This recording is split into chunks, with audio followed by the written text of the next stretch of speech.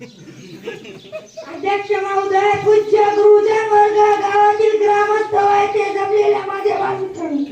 मी आज तुम्हाला स्वातंत्र्य दिनाबद्दल जे काही दोन शब्द सांगणार आहे ते तुम्ही शांत चित्ताने ऐकून घ्यावे ही माझी नम्र